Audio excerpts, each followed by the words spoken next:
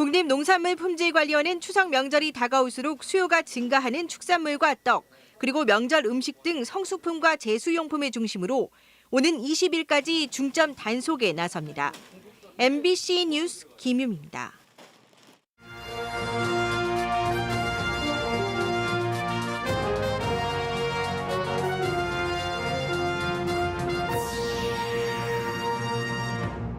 진천에 머물고 있는 특별기여 아프간인들이 2주간의 자가격리를 끝내고 한국 사회에 첫 발을 뗄 준비를 시작했습니다. 김부겸 총리가 이들을 찾아 정착 지원을 약속했습니다. 정부가 부동산 중개 수수료 인하를 추진하자 중개업자들이 거리로 나왔습니다. 서민 부담이 걱정이면 세금부터 낮추라고 맞불을 놨습니다. 우체국이 사라진 농촌에서 지자체가 우편 업무를 보기 시작했습니다. 우체국이 해온 공공서비스 영역의 빈자리를 메우고 있습니다. 여러분 안녕하십니까? 오늘 충북 코로나19 발생 현황부터 알아보겠습니다. 신규 발생 확진 환자는 26명입니다. 지역별로는 청주 24명, 충주 1명, 진천 1명이 확진됐습니다. 충북 누적 환자는 5,495명, 누적 사망은 74명입니다. 미라클 작전을 통해 입국한 아프가니스탄 특별 기여자들이 한국 땅을 밟은 지 2주가 지났습니다. 오늘 새벽 자가격리가 모두 끝났는데요. 본격적으로 우리 사회에 적응하기 위한 준비를 시작합니다. 보도에 이채영 기자입니다. 충북 진천의 국가공무원 인재개발원. 곳곳에 빨래가 널려 있고 한 가족은 베란다에 나와 청소도 하고 바람을 쐭니다. 지난달 말 입국한 아프간 특별기여자들은 마지막 PCR 검사에서 전원 음성이 나오면서 2주간의 자가격리를 끝냈습니다. 그리고 오늘부터 숙소 밖으로 나올 수 있게 됐는데 우선 다시 한번 감사의 마음을 전했습니다.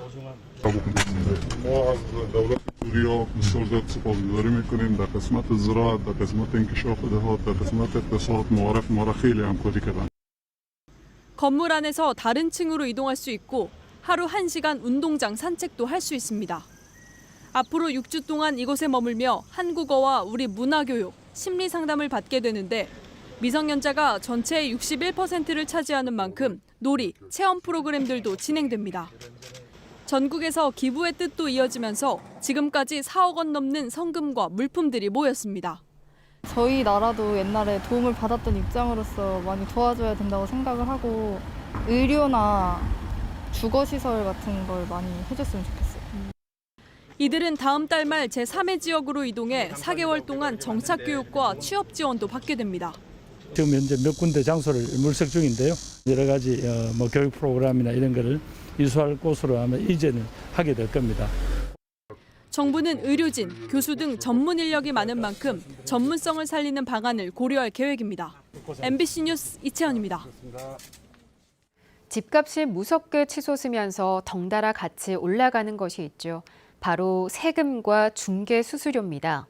정부가 서민 걱정된다면서 수수료 인하를 추진하자 청주 지역 중개업자들이 수수료의 몇 배인 부동산 세금부터 낮추라며 맞불 요구에 나섰습니다. 보도에 심충만 기자입니다. 청주의 한 신축 아파트는 전용 84제곱미터 최고가가 7억 2천만 원. 준공 2년여 만에 분양 원가의 2.5배로 뛰어올랐습니다. 집값이 더 비싼 동네는 같은 전용 면적이 최고 8억대 중반을 찍기도 했습니다. 올해 청주 아파트값의 평균 누적 상승률은 9%. 지난해 상승분을 더해 연말이면 2년 사이 20%에 이를 전망입니다. 인근 지역에 비하면 아무것도 아니에요. 서울이라든가 세종이라든가 대전 같은 데는 특히 서울 같은 경우는 굉장히 많이 뛰었지만 우리 지방은 아무것도 아니에요. 당연히 거래액의 일정 비율로 정해진 각종 세금과 부동산 중개 수수료도 집값에 비례해 올라가는데 둘 다 비쌀수록 적용 비율이 높아져 부담은 더 커질 수밖에 없습니다. 부동산 정책 실패, 정부는 책임져라! 당장 이 세금부터 내리자는 주장이 거리로 나왔습니다. 중개료 인하를 추진하는 정부의 반발에 공인중개사들이 정부에 맞불 요구를 하고 나선 것입니다. 중과세로 점점 세부담을 늘려온 정부가 서민을 위한다면서 왜 세금은 그냥 두고 중개료만 깎냐는 겁니다. 중개보수 0.1% 이게 중요합니까? 양도세 30% 중과세에다가 75% 80%가 넘어갑니다. 이게 현실입니다. 이게 팩트고. 정부가 입법 예고한 개정안은 거래가 기준 6억 이상부터 유율 변경이 적용되는데 청주에도 84제곱미터 기준 신축 대부분이 5억대를 넘어 일부는 7, 8억대에 올라섰고 대형 일부는 거의 20억 원 가까이를 기록해 적용 대상 매물도 점점 급증할 전망입니다. MBC 뉴스 심충만입니다. 어린이와 임산부, 고령자에 대한 인플루엔자 무료 예방접종이 실시됩니다. 코로나19 백신 접종 진행 상황을 고려해 대상과 연령별 접종 시기를 달리하고 고령자는 사전 예약을 통해 날짜와 의료기관을 분산해서 진행하기로 했습니다. 무료 접종 대상은 임산부와 생후 6개월에서 만 13살 이하 어린이, 만 65살 이상 고령자 등 52만 800여 명입니다. 접종 일정은 오는 14일 임산부와 백신 2회 접종 대상 어린이부터 시작해 다음 달 12일부터는 65살 이상 고령자가 순차적으로 지정 의료기관과 보건소에서 무료 접종받게 됩니다. 추석 특별 방역 대책에 따라 공동묘지 등 도내 추모시설에서 일일 추모객 총량 예약제가 시행됩니다. 재래실과 유가족 휴게실이 폐쇄되고 음식물 섭취가 금지되며 방문 전에 반드시 사전 확인과 예약을 해야 합니다.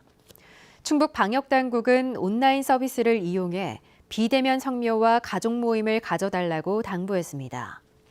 지난해 추석 처음 도입된 온라인 추모 성묘 서비스는 어디서든 무료로 이용 가능한 비대면 서비스로 고인의 추모관을 꾸며 헌화와 분향을 할 수 있습니다.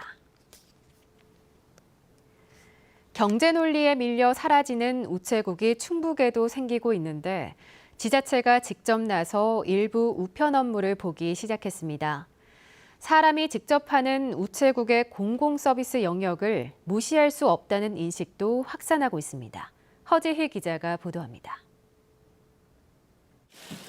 인구 700명 남짓 제천의 면 소재지. 이른 아침부터 어르신들이 면사무소를 찾았습니다. 면사무소에 달린 우체국에 등기를 접수하기 위해서입니다. 90년 된 우체국이 적자로 문을 닫은 이후 우편 업무를 지자체가 가져온 겁니다. 금융 업무는 하지 않기 때문에 이름은 우편 취급국. 지자체가 위탁을 받은 전국 첫 사례로 직원은 제천시가 지역 주민으로 고용했습니다.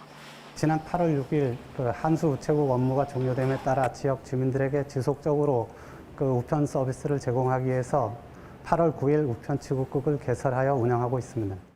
우편 업무는 하루에 7, 8건 남짓뿐이지만 인근 우체국까지 차로 20분 넘는 거리를 이동해야 했던 노인들은 한시름을 덜었습니다. 얼마나 편리해요. 여기. 외래 저하로 있던 것보다 더 편리한 것 같아요.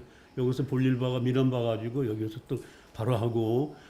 적은 분이지만 되게 불편하실 거예요. 그래서 불안도 크셨는데 여기가 다시 생겨서 또 고마워들 하고 계세요.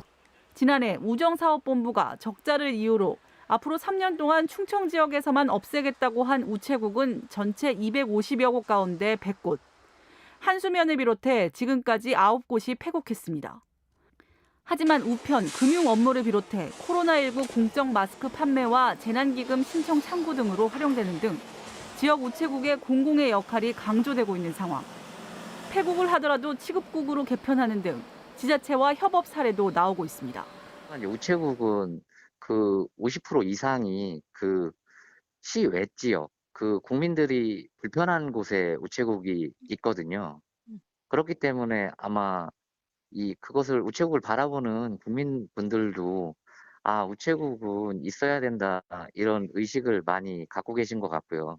우편 금융을 넘어 때론 지역 노인의 돌보미로 농촌 지역 기관 서비스를 담당해온 우체국. 존폐 위기는 역설적으로 존재의 중요성을 재인식하는 계기가 되고 있습니다. MBC 뉴스 허지입니다. 충북교육청의 납품 비리 의혹을 수사 중인 검찰이 관계자 1명에 대해 구속영장을 청구했습니다.